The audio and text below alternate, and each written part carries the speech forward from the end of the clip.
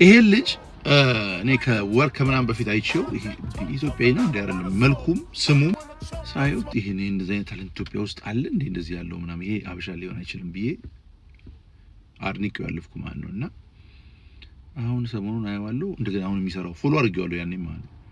የሚሰራውን ነገር ደጋግሜ ሳየው ሰውም እያየው ነው ለካልክ እንደኔ ማለት ኢንተርናሽናሊ ሪኮግናይዝ የሆነ ምናምን እና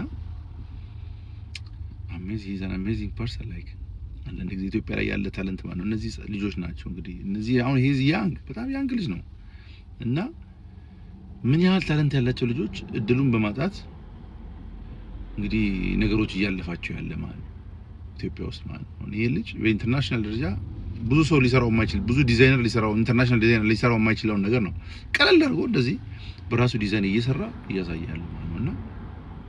በጣም ብዙ ታለንት ያላቸው በተለያየ ፕሮፌሽን ማለት ነው ኢትዮጵያ ውስጥ ሳይማሩ ግን በሚያዩት ነገር ብቻ ማለት በጣም ብዙ ልጆች ይኖራሉ ተስፋ ማድረግ ነው